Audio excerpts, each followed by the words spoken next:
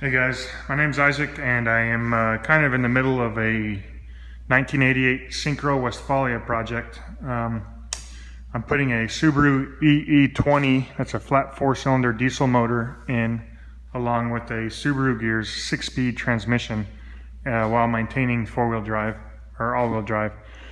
So without further ado, let me kind of start explaining things. This is kind of a unique Syncro camper pop top because it wasn't a Westfalia Syncro pop top, but it is a stock Volkswagen pop top, and it had some really weird, similar to Westfalia interior in it, cabinets and all that, but it wasn't a Westfalia cabinet.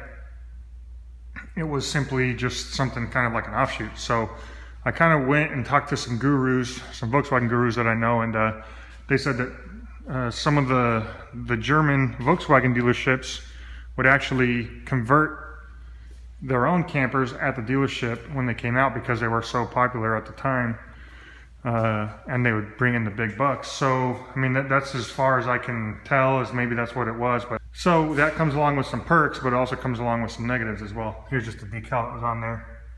I think it's pretty cool. This is a European version. This vent right here was and just kind of in the body. I had to take it out and figure out a way to patch up that hole. I'm not too good at body work, but I figured the best thing, since it didn't have the 3 regular ports, I could just make a diamond plate panel right here and put some sealer or like a gasket around the edge. These are just the Go Westy plugs. This is a quick disconnect for anybody who's not familiar with that. I'm planning on using one of these for an air compressor port. I don't know if I'm going to use the other one for water or not. Haven't decided yet, but I kind of want to do a solar panel quick disconnect port.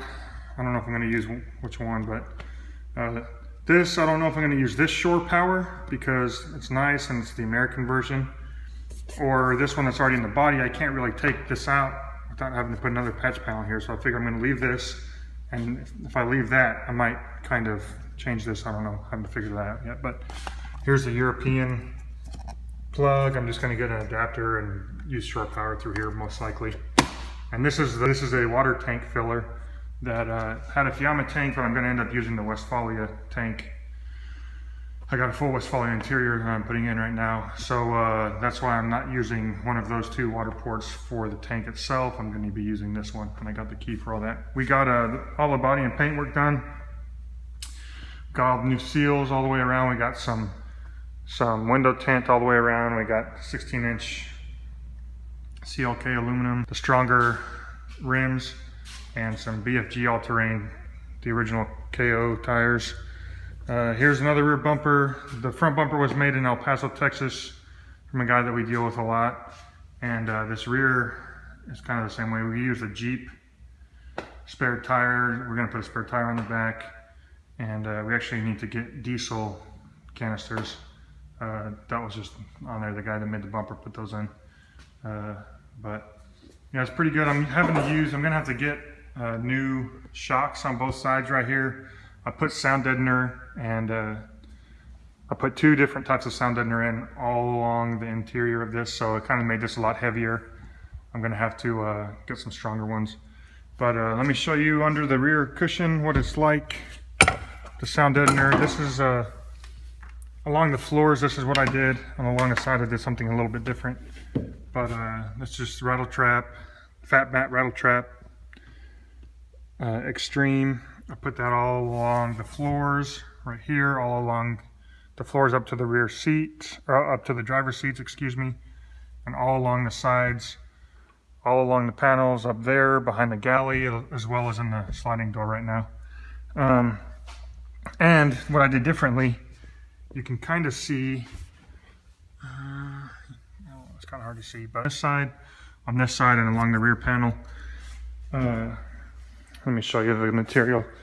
So this is what that jute is. It's just some cloth sound deadener. It sounds really well though. I'll close the rear door so you can kind of see what it sounds like compared to yours. A lot of the Westfalia guys, they have it just sounds like a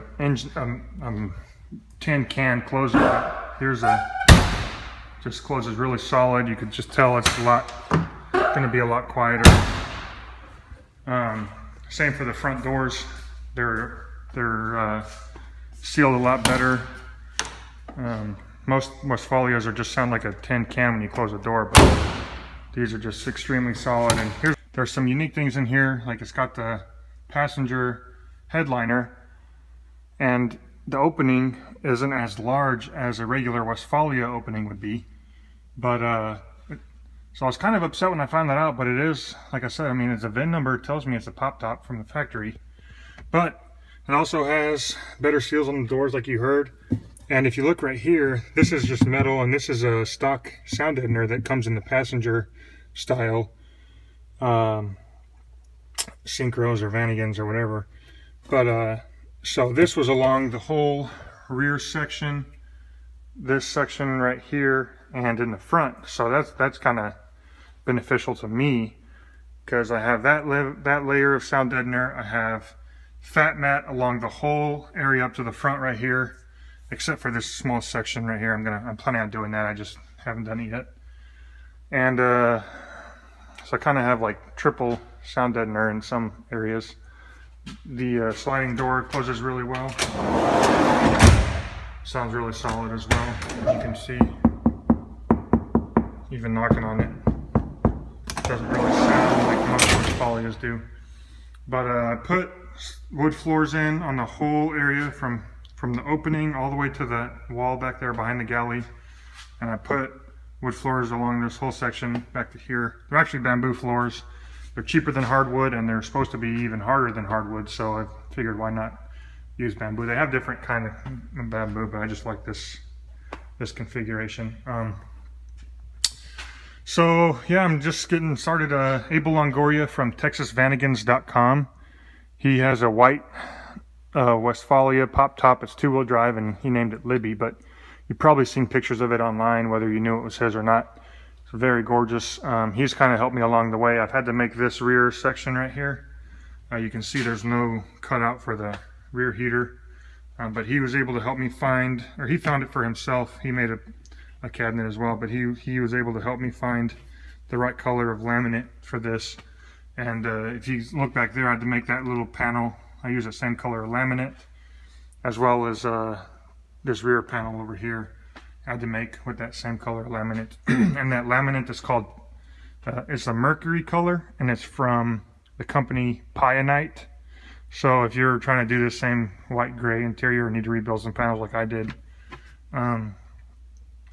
you can use that from, I paid about 35, 37 bucks, I think, for a 4x8 section of this.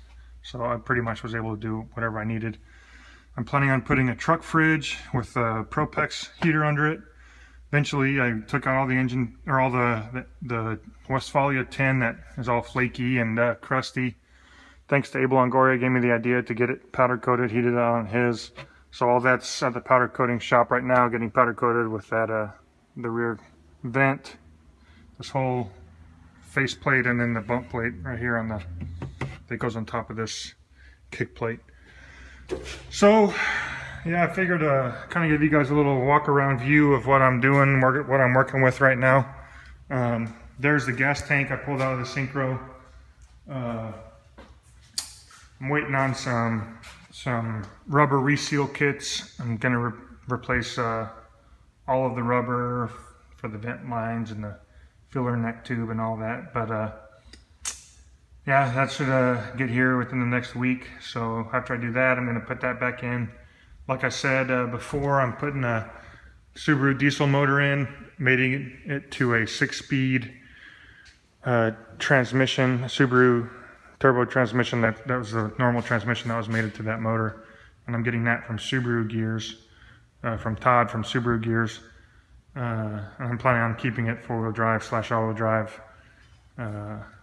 And I'll kind of post videos along the way as I build it. I'm trying to get all the interior done as I was waiting for the transmission to be done from Subaru Gears. I've been working on it for about 3 weeks now. Had to gut the whole interior,